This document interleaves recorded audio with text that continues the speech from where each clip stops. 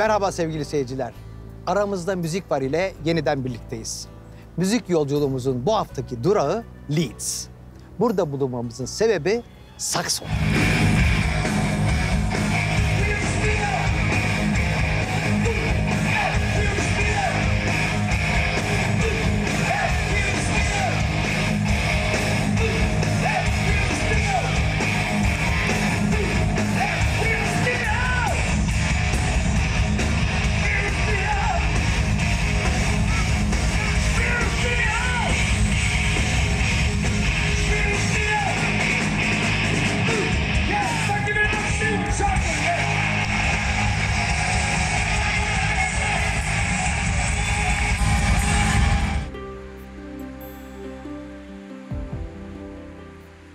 Eğer nehrinin ilk adı eski İngilizce'de şiddetli olan anlamına gelen Lat'mış.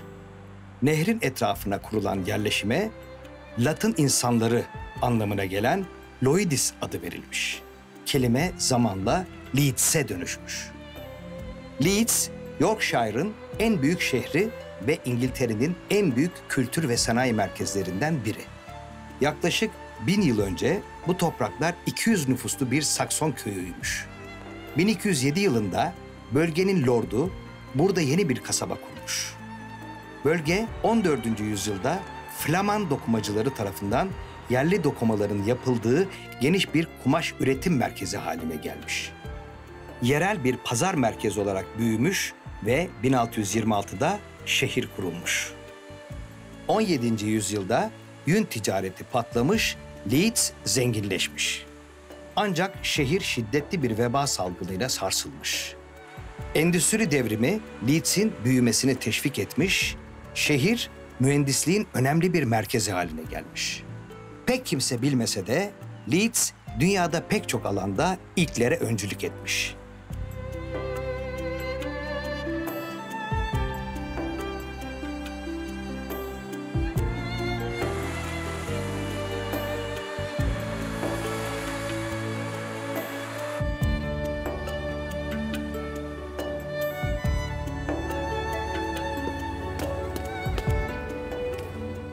Kraliçe Victoria'nın hüküm sürdüğü 1831 ve 1901 yılları arasındaki döneme Victoria dönemi deniyor.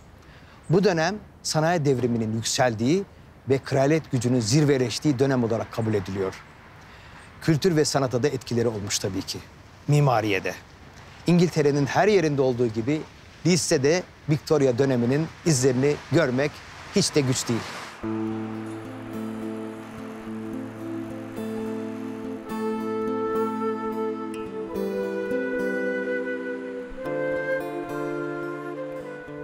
Burası Leeds'in en önemli sanat müzesi. Leeds Art Gallery. Müzenin koleksiyonu 19 ve 20. yüzyıla ait İngiliz sanatının örneklerinden oluşuyor. İngiliz hükümeti tarafından ulusal öneme sahip olarak nitelendirilmiş. Müzeye ev sahipliği yapan bu güzel bina ise 1886-1888 yılları arasında inşa edilmiş. Girişinde az sonra daha detaylı bahsedeceğimiz İngiliz heykeltıraş Henry Moore'un Yatan Kadın, Dirsek adlı çalışması yer alıyor. Leeds Sanat Galerisi'nin hemen yanında Leeds Merkez Kütüphanesi yer alıyor. 1884 yılında açılan bu zengin kütüphane, tarihi ve özel birçok nadir esere sahip.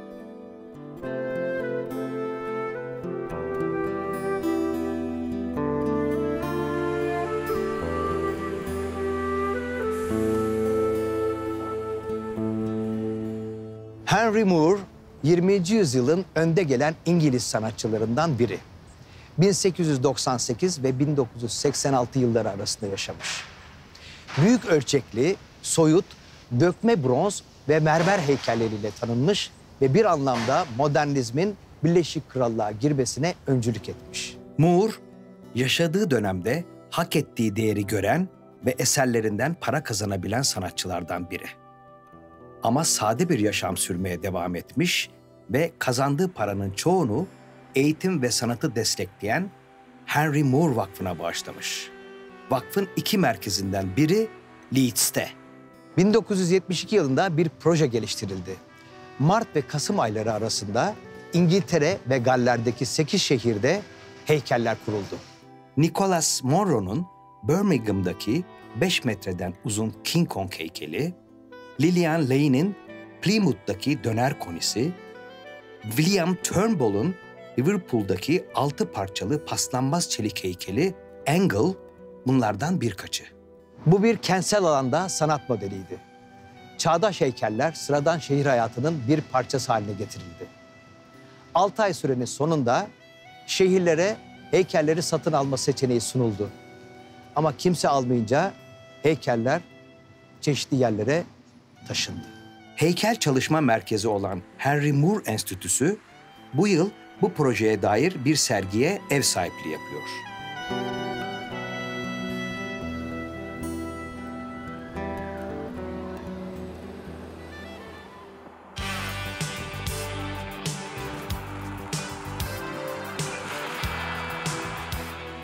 Leeds'ten yola çıktık. Bolton upon Burn'e Saxon'la buluşmaya geldik.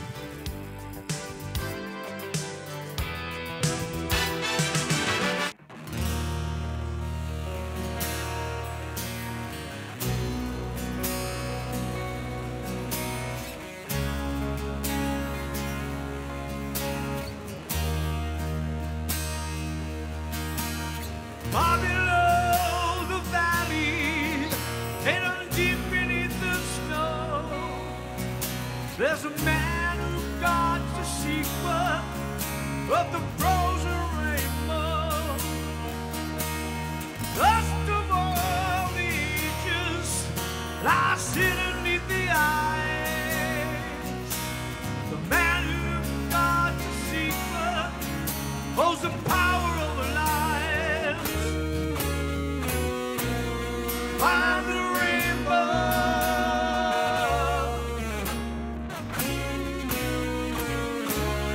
frozen rainbow.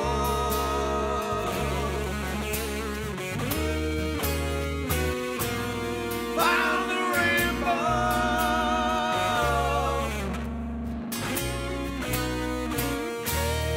frozen rainbow.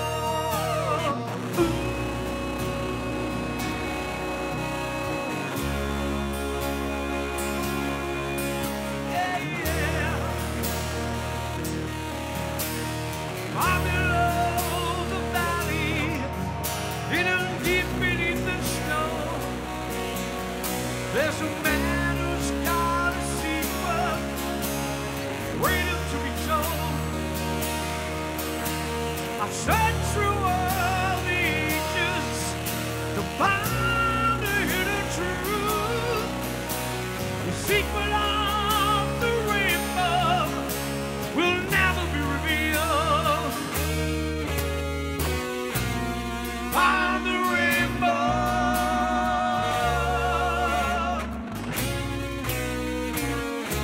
The frozen rainbow.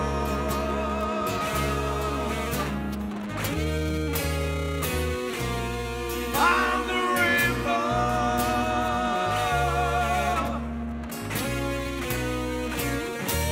The frozen rainbow.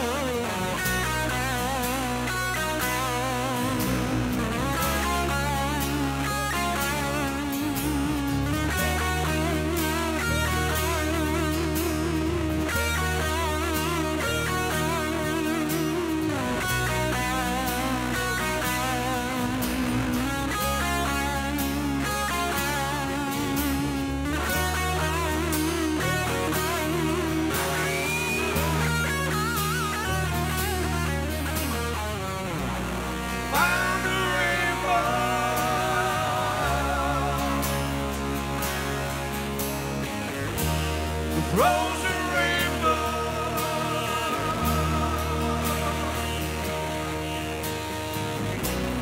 I'm the rainbow.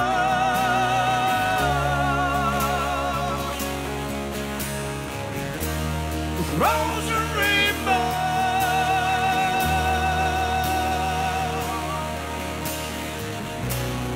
I'm the rainbow.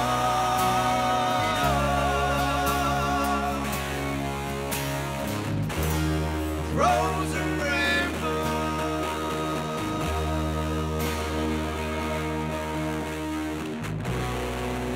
I'm the rainbow.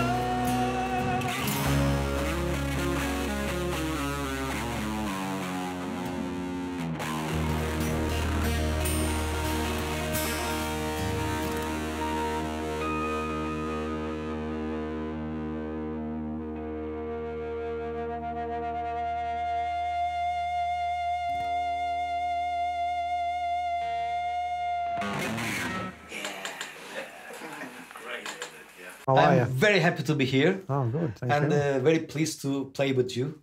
Yeah, it was good. Yeah, That was a real good. Let's start with your personal stories.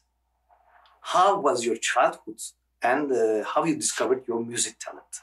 Well, my father brought me up, and my brother was babysitting me one day when I was 12, and he took me to see the Rolling Stones at Sheffield City Hall. And they're still going, and I'm 66. That's pretty amazing. And I thought, I want to do that. So that was my first experience of live music. And he had some old records that he used to play, like The House of the Rising Sun and Spencer Davis Group. Yeah. I turned the Spencer Davis Group hit to the B-side. It was a song called Stevie's Blues. And that's like Red House. It's a real great guitar track. And that really got my interest. And it went on from there. Well, to be honest, I weren't really interested in music until I got to about 12, because when I was in the infant school, the only music that you had in the lessons were, to me, I didn't like. It was like folk music. Yeah. And when I got to the secondary school, from 11 to 12, in the dinner break, they had like a disco in the gym. And in there they would play Beatles, Rolling Stones, Swinging Blue Jeans, Jerry and the Pacemakers, and that's when I started to like music. So from there, I bought a bass. It's just sort of the cream came along, Jimi Hendrix, and I just wanted to be like them. How did you meet? Well, what happened was, when I first got this bass, I soon came to realise that the bass is a bit limited on its own. So I got my brother to buy a drum kit. And he was totally opposite to me. I like rock music, he liked reggae. So he didn't really want to play the drums. So I got a school friend, David Bradley, who was the original drummer, to play the drums. And then we got a guitarist in who he could play the guitar, but he couldn't play lead guitar. And we used to practice. And this guy said, I know a guitarist who can play lead. And that was Graham. So we got Graham. Graham came down one day and he just turned up. He got really long hair. And he came with his guitar, but it weren't in a case, just holding it. And we just started playing, because we weren't very good, to be honest, but we were all not very good together. So it was good. Were you? How old are you then? That was November 1969. Yeah. So this year in November, it will be our 50th anniversary. Yeah. We were so young. So what I was saying was, Graham came and we just started playing a blues jam. And Graham was soloing all the time, proper soloing. And this other guy, the other guitarist, just put his guitar in his case and went home. And we never saw him again. Because because he couldn't compete with Graham. Yes, that's good. And that's how we met. And then we went to see bands together. So we went to see Delaney and Bonnie with Eric Clapton and George Harrison.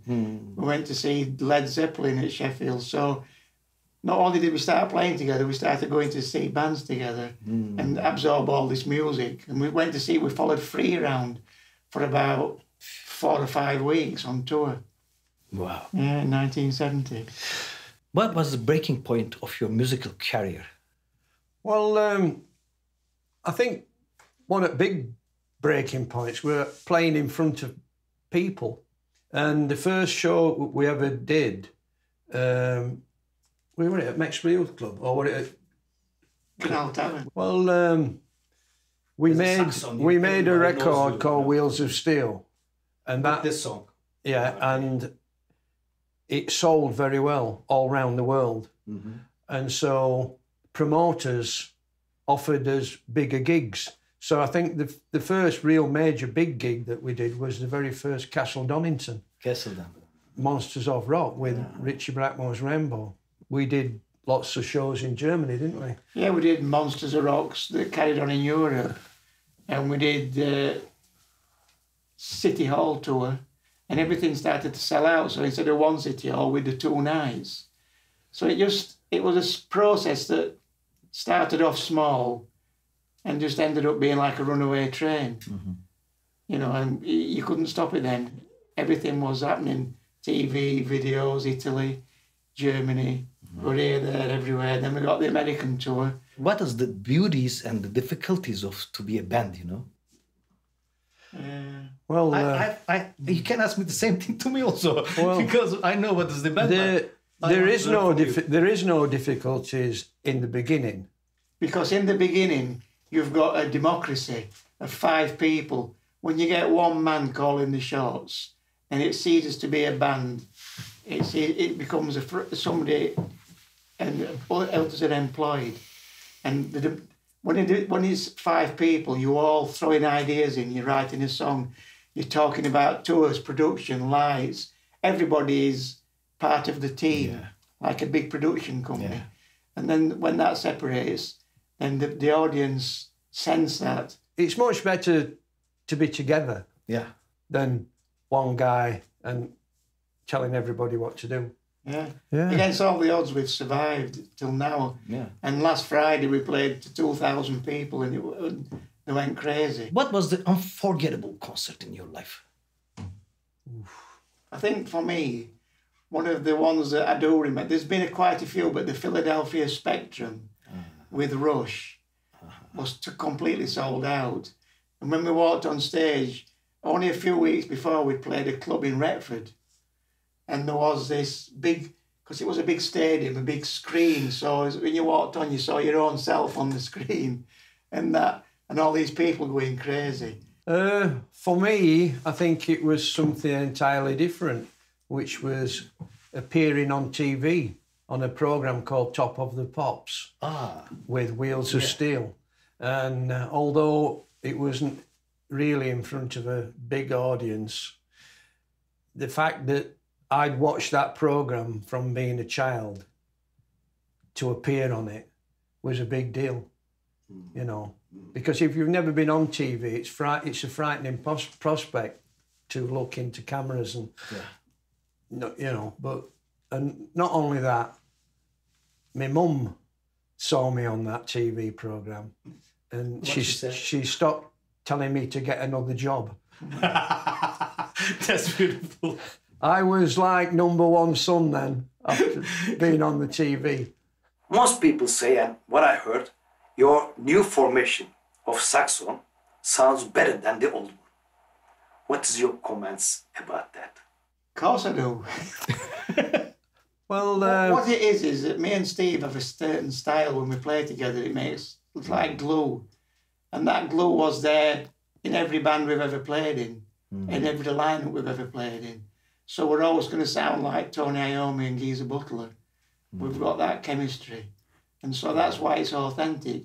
Because we're not, well, I don't know about Steve, but I'm not clever enough to sound like somebody else. I can only be me. You know? yeah, you see, the thing is, what makes a band successful, in my opinion, is it's a mixture of good and bad. Whether you have a brilliant drummer and a not so good bass player, or a brilliant guitarist and a not so good guitarist, or whatever, that mixture makes the sound. You know, It's interesting. And also the mind of the people, because to make it big in music, you have to be totally committed. Forget everything else. Forget your girlfriend, your wife, your job. There's only one thing, and that is us five against everybody. Concentration And on the music, yeah. There's so many downs, put downs and rejections when you're starting, because there's 1,000 bands want your job. Yeah. And they're all good. Yeah. So you have talent, commitment, and a bit of luck, and then you're okay. The timing was right. You know, England was just coming out of the punk period, and we had the energy of the punk bands, but we had musicianship, which they didn't have. A lot of them didn't have anyway. Yeah. The ones that maybe survive and still resonate today, like the Clash and the Pistols, exceptions to the rule. Most of them were shocking, but we had the power and the energy. It was, you know, to play hard and fast. Do you think yourself lucky as a human being to be able to be a musician? You know, I feel like that. That's why I ask. I'm civil engineer. You know. Yeah, it was a passion for me. I quit civil engineer for music. It was a passion for me, and I didn't. Nothing was going to stop me. It didn't. You know, it didn't matter whether I made a record or not, but that was my goal. Yes, we didn't make music to be successful. We made music we wanted to make. The fact that it was successful was a bonus. Mm-hmm. We didn't. Yes. We didn't plan it that way. Yeah. How do you engineer your composition process? Well, usually what happens is we come to a room like this, and maybe we've been throwing ideas around at home, and somebody like Graham or me or somebody else will come and have like a riff. Yeah. And you'll play it, and somebody will say, "That's shit." And then somebody will say, "That bit's okay."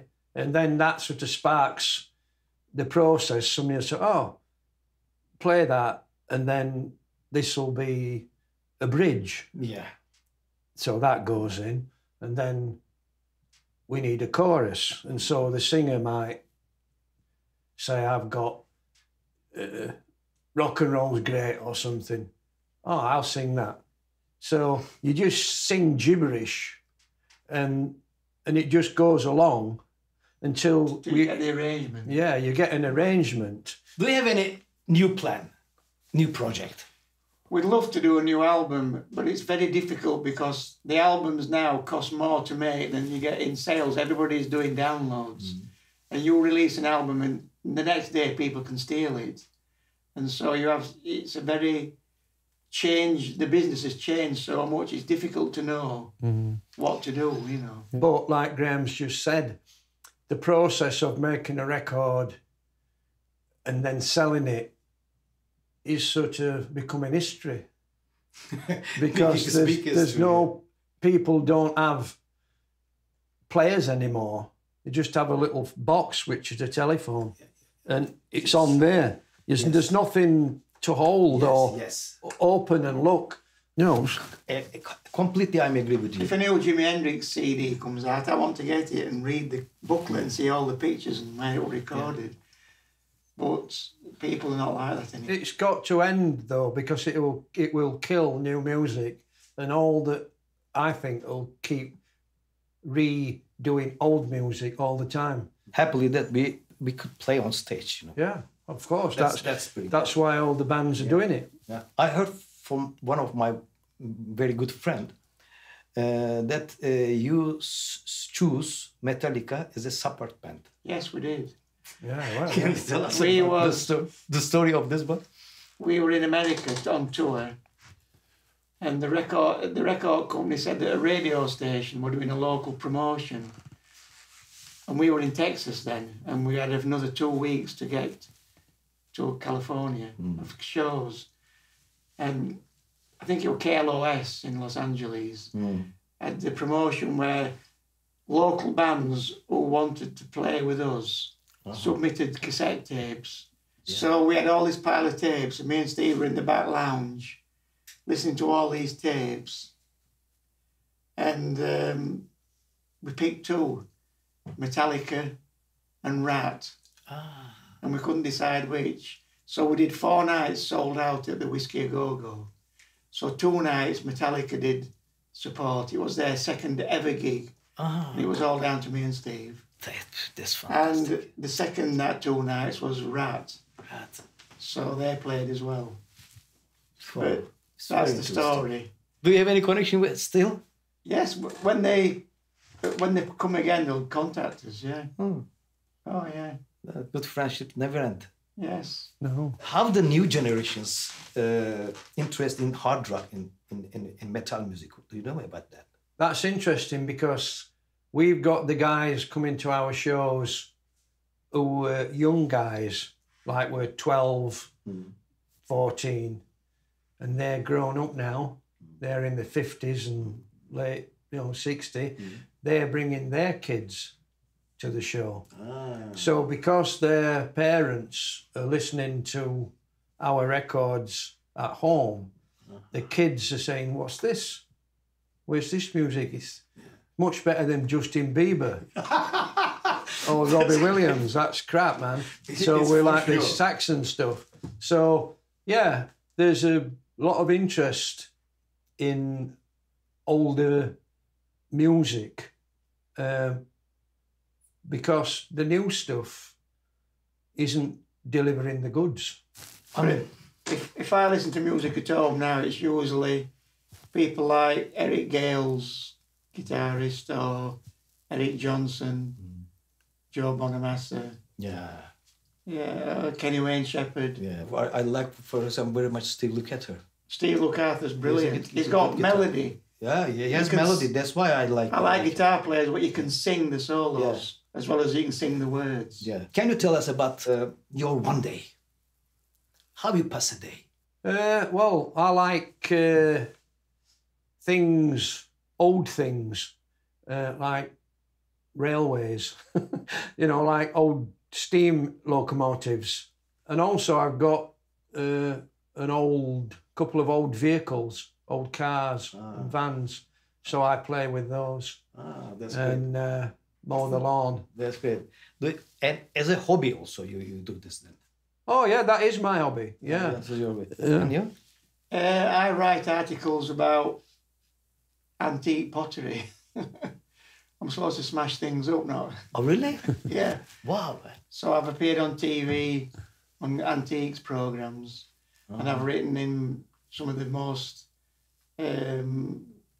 authenticated books on the subject that you can get. There's a book on Leeds pottery that's got some of my items in it. They're 200 years old. So it's an interest I'm more interested in the people that created them and the history of them than actually owning the objects, although it's nice to have some of the objects. In fact, I've just had one object, and it was a mug that was 200 years old, and it was from a pottery in Castleford, which is in Yorkshire. And the descendants of the pottery contacted me and said, would I sell them this rare piece? So I drove to Skipton in Yorkshire and let the descendants of the family buy this piece so they can hand it down to their generations. So that's going to be in their family for generations, and I found it, Yeah. That's great, man. You see, the thing is, you have to have an opposite to what you do for a living, for a job, to take your mind away. Because if you immerse yourself too much in music all the time, you sort of... You lose the temper. You go down. You need something so that when you go back to pick the guitar up, you think, I love doing this. Yeah. But if you do it all the time, it can become oh, it's a job. Yeah. You know, you don't want that. It's not. It must not be job. Yeah. No. Yeah. So, you know, there's a lot of people who are so-called heavy metal. You know, they're covered in studs and leather and whatnot, who love ballet dancing or something. You know what I mean? It's like you have a chalk and cheese. Yeah, yeah. You know, you don't have to be 24/7. Yeah, you know, like all this all the time. You have to go normal sometimes. Yeah. Plus, fact as you get older. I mean, Graham and myself both in his 60s. You develop other interests. You know, like, you know, we're not here forever, so you might as well do what you want, aren't you? You know, if I want to grow flowers, then it's something I like. You know, you don't have to be what somebody thinks you are all the time. Be yourself. Thank you very much, man. Okay. For this interview. Thank you. Yeah. Thank you very much, Graham. Thank you. Yeah, great. I enjoyed it. Hope you to see you soon. Yes, and the Yeah. jam was great. Yeah. Wheels of steel. We want Thank to you go very to much. Istanbul. Saxon.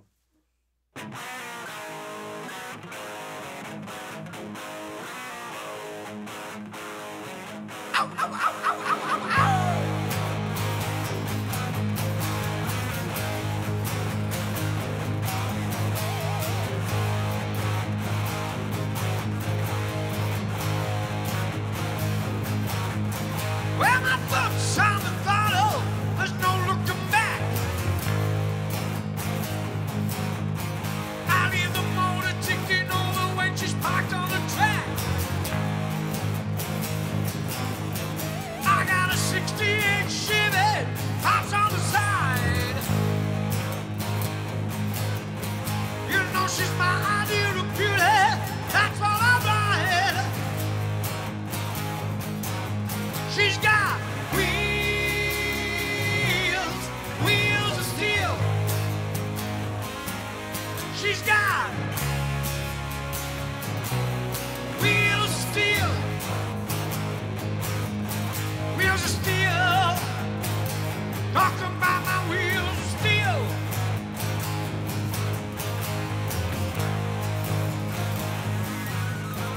I don't take no job from those motorway pigs. When I'm cruising down the freeway, don't give no lips. If you see me coming, get out of my way. You know a Trans Am dealer blew it away. She's got wheels, wheels of steel, wheels of steel, wheels of steel, wheels of steel. Talking about my wheels of steel.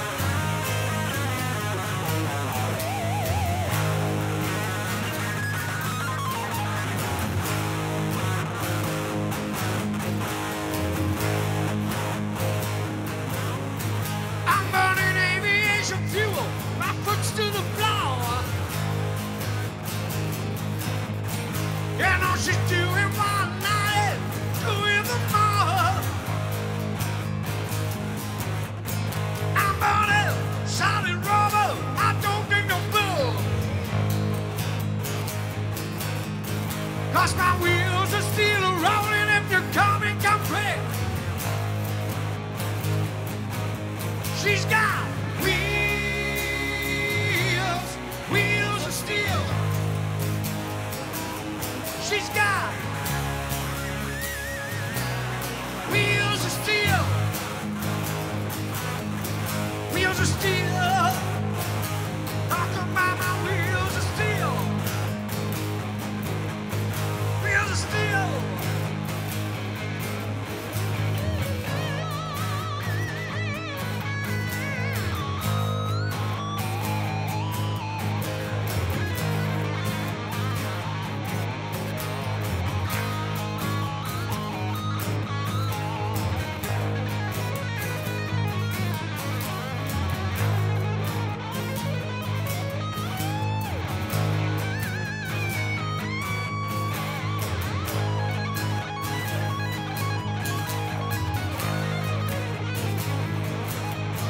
Wheels of steel. Ooh, yeah, wheels of steel. Ooh, yeah, wheels of steel. Ooh, yeah, wheels of steel. Ooh, yeah, wheels of steel. Ooh, yeah, wheels of steel. Ooh, yeah, wheels of steel. Ooh, yeah, wheels of steel. Ooh, yeah, wheels of steel. Ooh, yeah, wheels of steel. Ooh, yeah, wheels of steel. Ooh, yeah, wheels of steel. Ooh, yeah.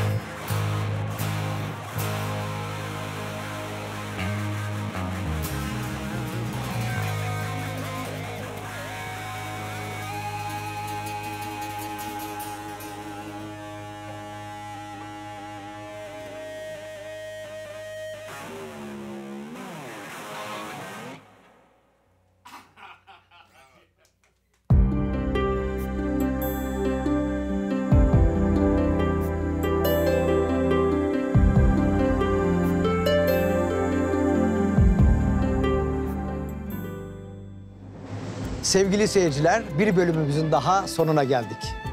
Leeds'teydik ve Saxon'la birlikteydik. Aramızda müzik vardı. Sizin de aranızda sınırlar değil, sevgi, hoşgörü, müzik ve sanat olsun. Hoşça kalın.